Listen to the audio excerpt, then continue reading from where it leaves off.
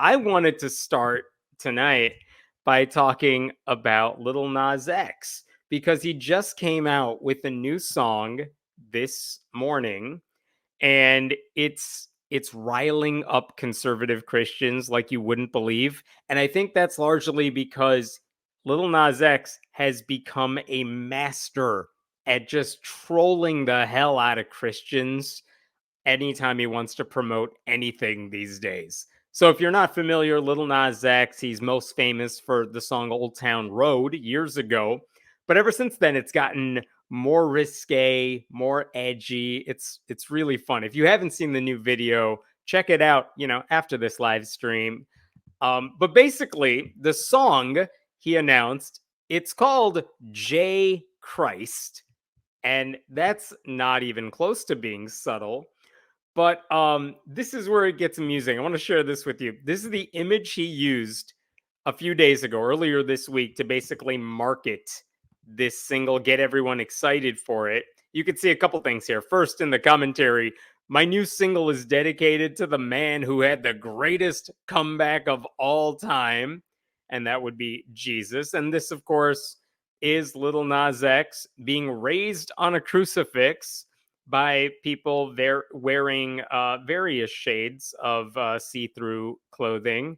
So provocative, artsy. Yeah, we get the reference. And the reason he's saying, he's doing a comeback, this is his first new material since I think 2022. So it's been a while since we've heard from him. So that was part one. That image, you could tell, you could assume, riled up certain people more than others, and it upset them greatly, right? But of course, it never just stops there, because like a day later, he comes out with a different image on Instagram, just saying, my video's coming out Friday, you don't want to miss it. And this time he does this. That would be Lil Nas X dressed as an angel with machine guns, which, to be fair, I mean, two machine guns. To be fair, that resembles modern day evangelicals way more than Jesus ever could. So he is getting closer to the world we live in today, right? So that's also entertaining. But I will admit, I didn't see any of that stuff when it went live. I wasn't paying attention to those things in particular. The reason I started following this particular saga is because of what he posted after all that, which this is just incredible. I'm going to start over here. I know some of y'all hate me right now, but I want y'all to know I'm literally about to go to college for biblical studies in the fall. Not everything is a troll. Anyways, I'm a student again. Let's go. And where is Lil Nas X going? Oh my God. Liberty University. I'll scroll in here for you. His real name is Montero Hill. And you can see this thing says, "Dear Montero Hill, congratulations. You have been officially accepted into Liberty University for the fall 2024 semester with a dual concentration in Christian leadership and biblical studies." Oh my God. Beautiful. And then if you scroll down at the end, Montero, the entire Liberty family congratulates you. Now is your time to train as a champion for Christ. And then it's signed by the president of Liberty University, Jerry Falwell. And that, of course, is where all the red flags really come into play here, because anyone who's followed any news about Liberty University knows that Jerry Falwell is not the president of Liberty University. That guy founded the school, but he died in 2007. And now he's looking up at us. And then Jerry Falwell Jr. took over the school. But of course, he resigned in 2020 after all kinds of scandals involving his wife and pool boys and, just a bunch of things that are not allowed at Liberty University.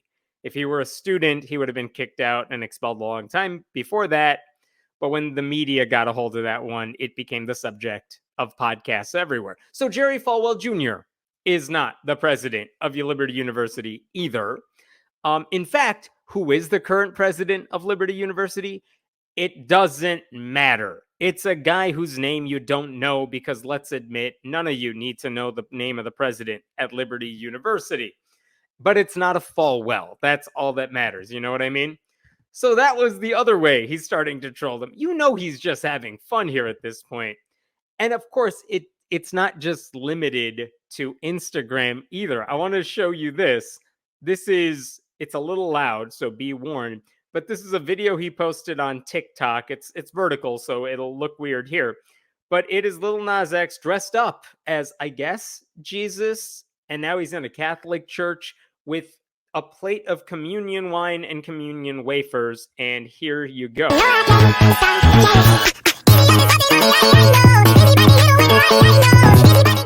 I'm only stopping it because it's really loud in my ears right now.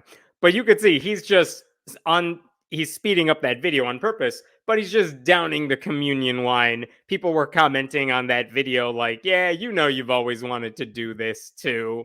So again, he is totally just poking the bear of Christianity. Denomination doesn't matter. It's Jesus stuff. You know what I mean? And it's just the best kind of trolling. Why? Because so many people are familiar with all that imagery. They're familiar with what angels look like. They know what the crucifixion was all about. They have been through the ritual of communion. So all of that stuff is familiar. Is it blasphemous? I mean, not to me, so whatever. And if it's offensive to Christians, guess what? Everything they do has a tangible effect on our lives because they make the laws. So whatever. If you're offended by the fact that he's mocking, trolling, poking fun at your religion, guess what? He's not hurting anybody. You could still go to church on Sunday. It'll be fine. One of the things that's interesting about this method of marketing his stuff is that he's done all of this before. And this is why he's really good at it, because several years ago, this is going back to 2021, when he was coming out with his first album, he actually partnered. I'm going to show you this here. He partnered with a design company named Mischief. And he famously said, Mischief and Lil Nas X are putting out Satan shoes. These are refurbished Nikes, and you can see the pictures here. Let's see. Very nice looking shoe. It says Luke chapter 10, verse 18. That is a reference to a verse that says, I saw Satan fall like lightning from heaven. You can also see, oh yeah, the boxes, fantastic. What else is there? This at the bottom, that's supposed to include a drop of human blood, I believe. They also have pentagrams all over here on the design. Yeah, you can see the pentagrams at the top there. And so there were also 666 pairs of these. And because he was quoting Luke 10:18, the amount for these shoes was $1,018. Total marketing, but it worked. People got so mad about this. And that includes South Dakota Governor Kristi Noem, who said at the time, I'll blow this up so you can see it, our kids are being told that this kind of product is not only okay, it's exclusive. But do you know what's more exclusive, says youth pastor Kristi Noem? Their God-given eternal soul. We're in a fight for the soul of our nation. We need to fight hard, and we need to fight smart. We have to win, she says to fans of Lil Nas X who know that she's one of the worst governors in the country. Naturally, Lil Nas X responded to all of this because he knew he was baiting all these people.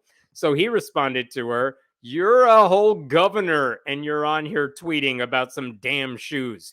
Do your job. Christian hate preacher Greg Locke gave a sermon where he referenced Lil Nas X and talked about how crappy he was. And Lil Nas X responded to that too. I'm sampling this. Glorious. He never did, but it was funny. I think my favorite response to all this came from a defender of Lil Nas X who said, love seeing Christians be like, I can't believe LGBTQ teens are worshiping Satan instead of our nice God who hates them. Which, yeah, nailed it. Perfect. No notes there. So this is the sort of thing he's been doing for a while now. And of course, if you followed that album that came out that year, the biggest song off of there was called Montero, Call Me By Your Name. And if you watch that video, it features Lil Nas X sliding down a stripper pole into hell, where he then gives Satan a lap dance. Just poking the bear. You gotta love it. And it all worked, by the way, because if the Christians who were mad about this thought they were gonna boycott him, no, it didn't work. That song, the lap dancing Satan song, debuted at number 1 on the Billboard charts. The full album ended up peaking at number 2, which is pretty impressive as well. And so he learned that getting Christians outraged over what he believes is art and nothing more, it turns out that's really good for business. I mean, they're just conservative Christians are a natural enemy for an openly queer artist who defies convention, right? The fact that he also makes catchy music and the new song is catchy, it just means their outrage never goes very far, because ultimately, who's the bad guy in a fight between a pop star, a rap star who's really good at what he does, and a bunch of angry Christians who get mad at gay people existing? They're the bad guys always. So all the more reason to keep poking them, because whatever, you're going after the right people. Um, so he got a ton of free publicity from conservative Christians. He's also now using his platform, which is huge, to go after one of the most pernicious forces in our society, which is conservative Christians who are mostly motivated not by Jesus, but by how much harm they can inflict upon marginalized communities. And so he's doing it again now, and good for him. I would also point out that, unlike Taylor Swift, someone who is universally beloved and whose songs have a message meant to, mean something to pretty much everybody, Little Nas X doesn't play that game. He's targeting a specific base, and he knows that base, and he plays to that base. So that audience knows the difference between like spirited mockery and inherent cruelty. And the people who claim to worship Jesus, they're not the good ones in that battle. Even the website that he chose to market his new album, instead of saying the end is near, like a lot of apocalyptic Christians do, his website is beginningisnear.com, because he's just getting started. He has said, by the way, he doesn't believe he's trolling Christians. He doesn't think he's doing anything bad. He said, if I could find this here somewhere, I don't know if I have this. I don't. That's okay. He said somewhere, the crazy thing is that nowhere in that picture of him getting crucified, nowhere is there a mockery of Jesus. He said Jesus's image is used throughout history in people's art all over the world. I'm not making fun of shit. Y'all just got to stop trying to gatekeep a religion that was here before any of us were even born. STFU, he says. And he is right about that. I mean, we talked about this on this live stream like a week or two ago.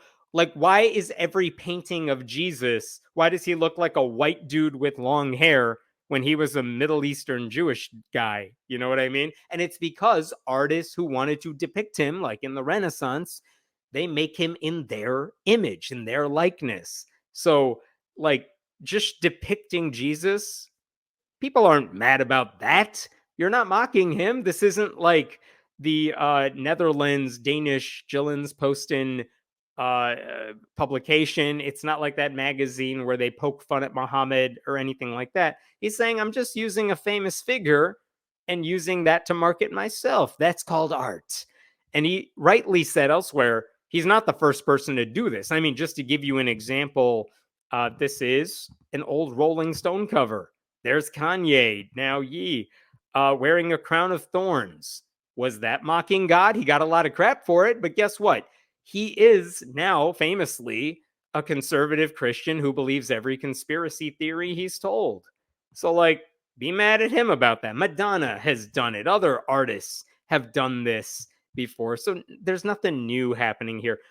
Ultimately, no one is hurting the Christian faith more than the bigots he's going after, who use Jesus as an excuse to hate other people and suppress their rights.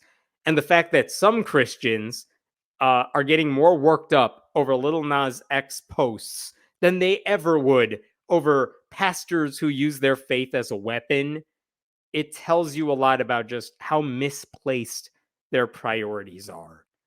So I hope you get a chance to watch the new video. It made me laugh a bunch of times. And part of it was like, wow, how did he pull that one off? Those are interesting lyrics. Those are interesting uh, artistic visions, if you will. So give it a look. See what you think.